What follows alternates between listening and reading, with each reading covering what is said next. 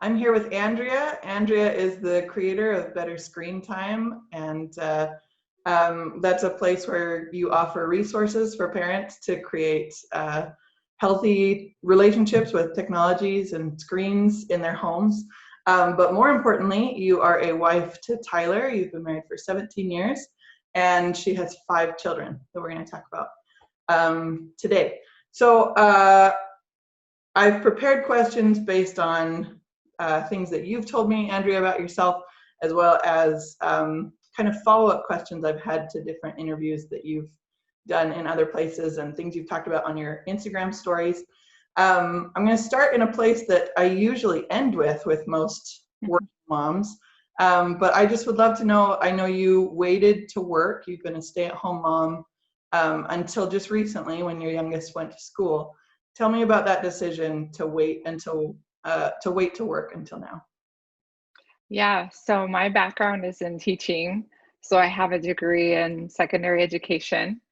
So before we started our family, I taught junior high, and then we actually moved to Indiana so my husband could work on his PhD at Purdue. And while we were there, I did teach a couple of semesters of beginning Spanish. So that's kind of where my passion lies, is in teaching. And I wasn't sure if someday I would go back to teaching or if I would do something in business, because I've always had a really strong interest in starting and owning a business.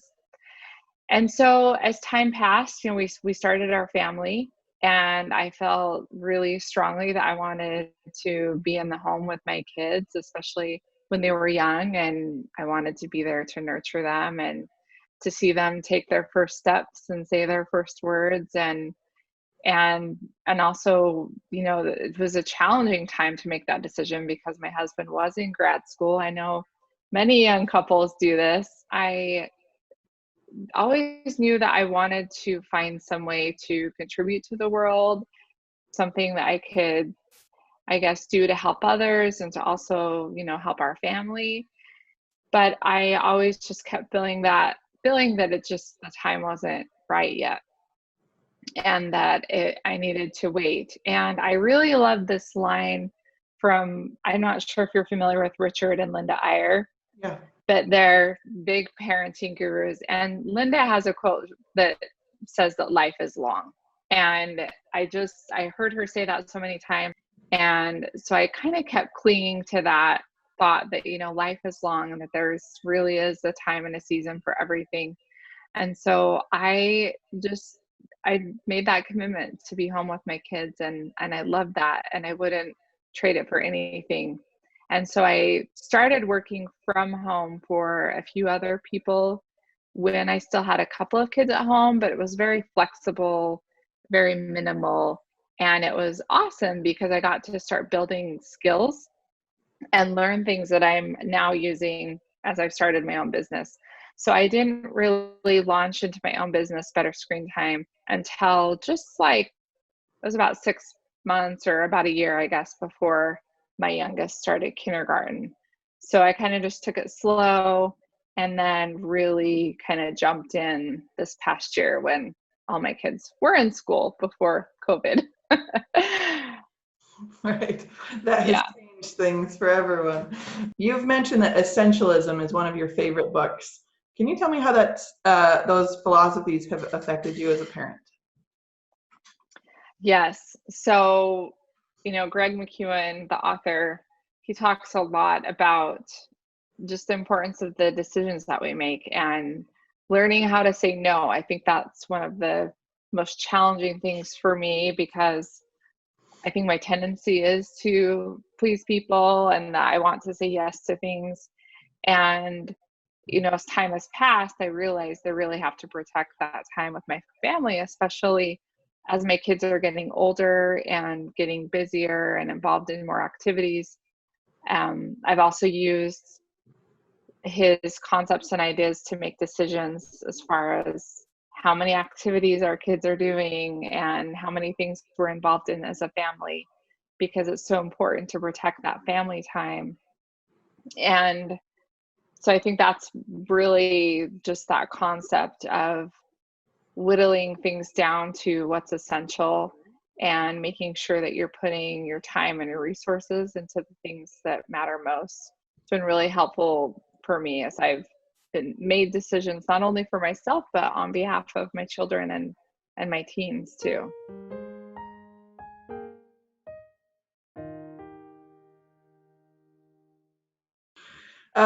Okay, so with the idea of essentialism in mind, you have 5 children, you are pulled in different directions all the time and have a lot of different needs to meet. So can you give me kind of a logistical breakdown how you feel like what you target for time spent individually for each child and time spent as a whole family altogether? How do you know when you're kind of doing that right and when there's an adjustment to be made? Yeah, well, I know for me, I guess as a faith-based person, I do definitely take these decisions to God and try to um, listen to those promptings, I guess, from the Holy Spirit to help me know in what direction I should go. But I think for all of us, regardless of our beliefs or our faith, we kind of have this gut instinct. You can call it your conscience or whatever. And I rely on that a lot to kind of let me know when things are going off kilter.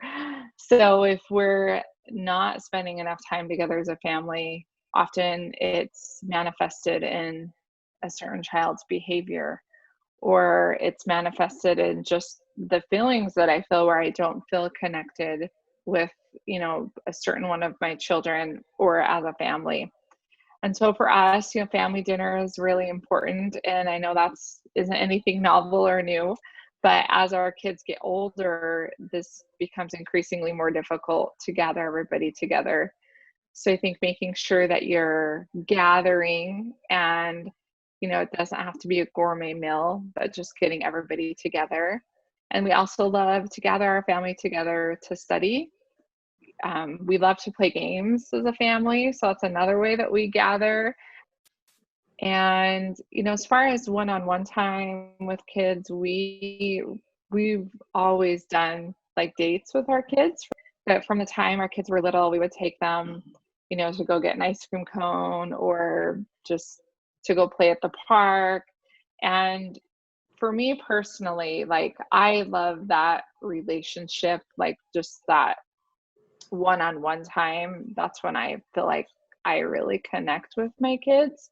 And I've seen over the years as some of my kids were really acting out and perhaps misbehaving, how just taking them out for a couple of hours without anyone else around and giving them all of my attention has been such a great remedy for that like misbehavior. And a lot of times they really are just acting out because they need more attention than they're getting. And I think this is especially a struggle when you've got a bigger family. That time, that one-on-one time together, I think is so essential.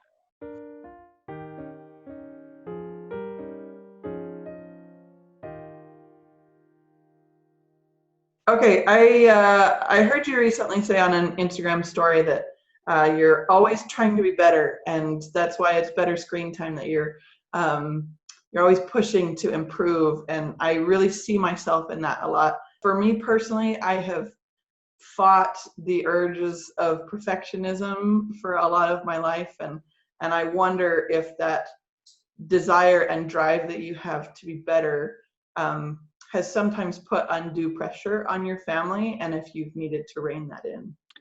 Oh, yes, for sure.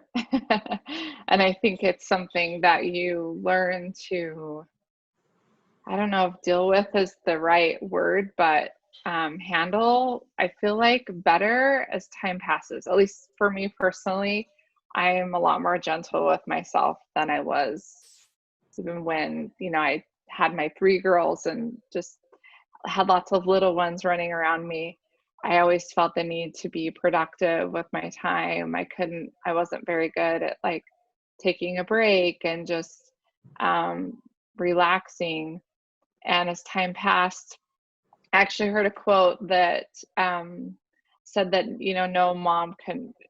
nobody can work 3 shifts, basically, is what it comes down to.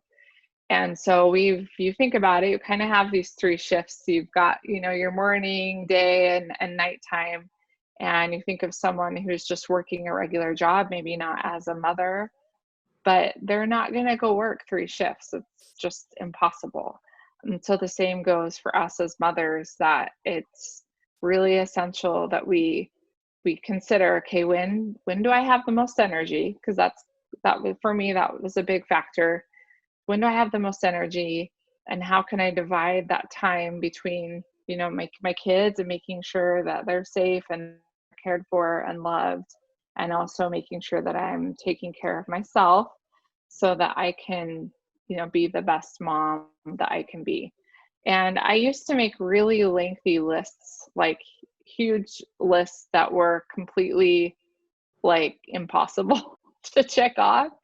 And there were a few things that helped me. I worked with April Perry from Learn to Become for quite a while, and she is really good with productivity and helping people just kind of decide where to spend their time and their energy. And then I also took a course from a guy named Michael Hyatt.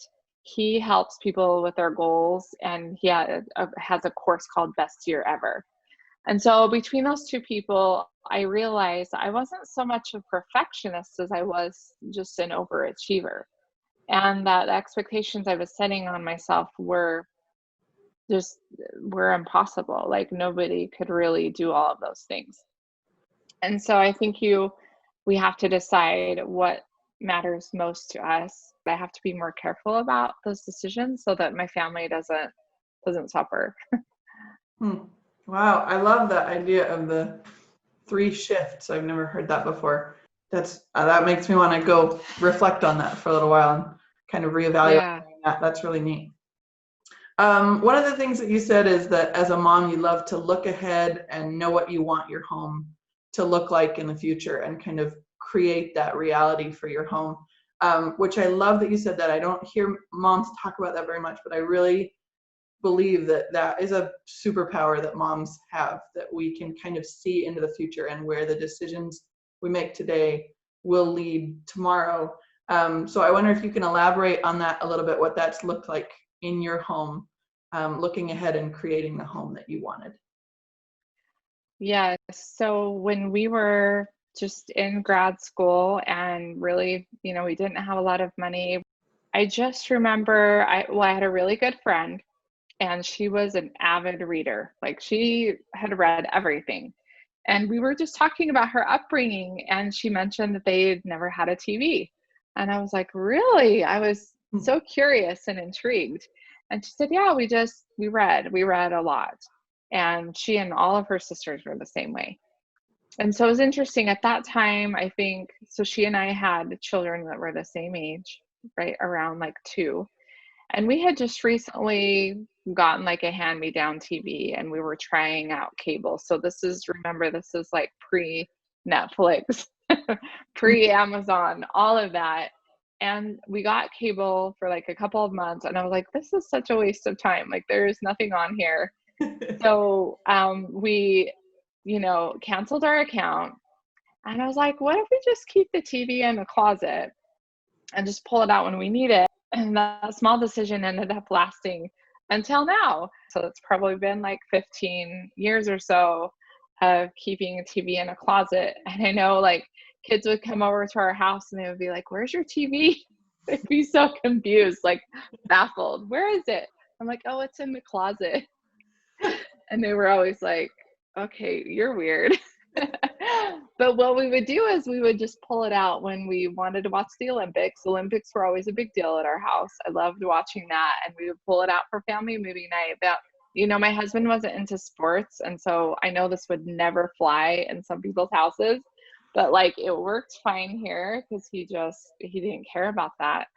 And so what happened of that result of that choice was just that my kids then really loved books, and we didn't have any money. And so we went to the library at least once a week, and I never gave my kids a limit on the number of books they could get. And sometimes, I'll be honest, drove my husband crazy. But I actually had this yellow milk crate, and I would take that to the library, and I'm like, we can just, whatever we can carry, we can get. And so it was just piles and piles, sometimes stacked up to here.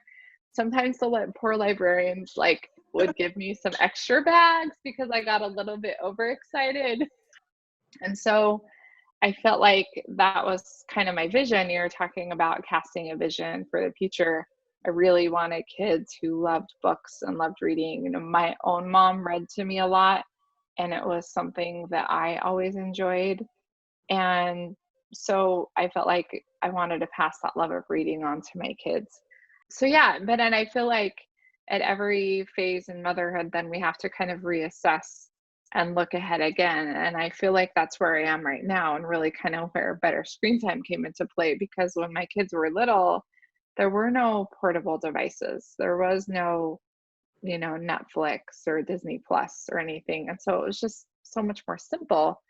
I feel like once again that I'm kind of faced with this choice, like my younger kids are definitely being exposed to things that my older kids never were at that age, which I think is normal because you are kind of trying to cater to your older kids as well. But it's also like looking ahead and thinking, okay, what do I want our home to look and feel like? But I think just thinking ahead, like what do we want our home to look and feel like, and what are things that we prioritize? And so I think just like thinking things through, what is important to you, and then filling your home with those things.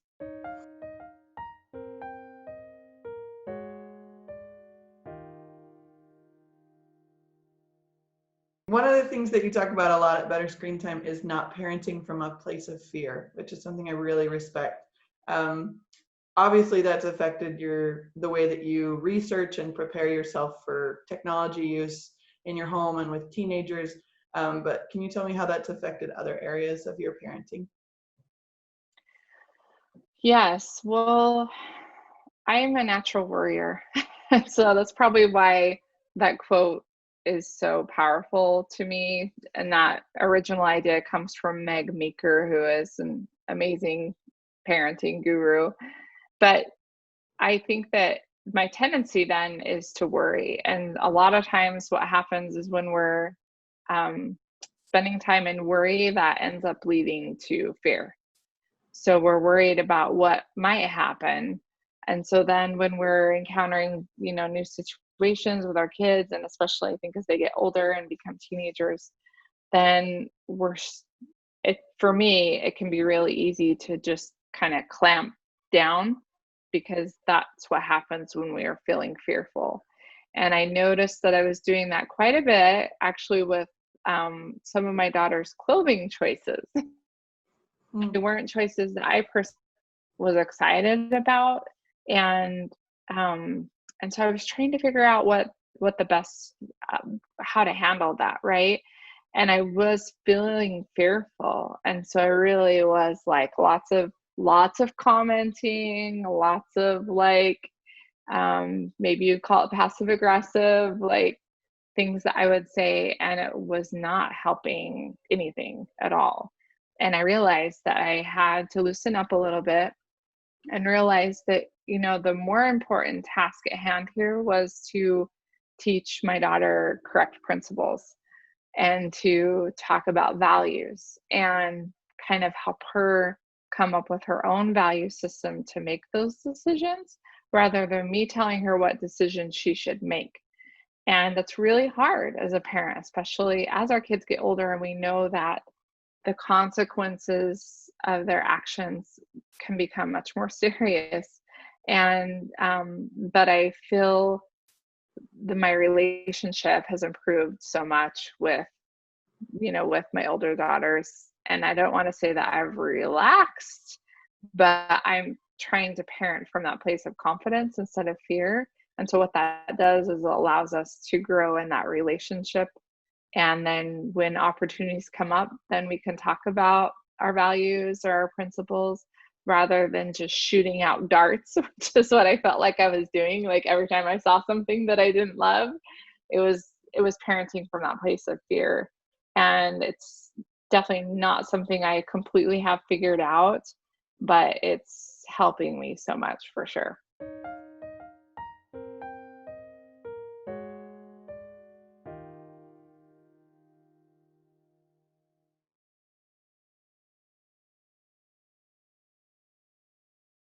I don't feel like it's my place to judge, that decision. And so really, I try to make resources that anybody can use. And that's why I think like the self-evaluation is so effective, because you're putting that power into, the kids' hands and the parents' hands, and then they can make a decision that's best for them and best for their family. So when they're touching the screen, they're getting this dopamine hit. And so it's a reward. And so it starts to create those pathways in the brain, and then you want more and more. So we try really hard to think of screens, I guess, screen time. We use the 3 C's, which is something a lot of screen time experts talk about. So that's creating, connecting, and consuming. And so if we're creating something on a screen, we're definitely more lenient with that at our house.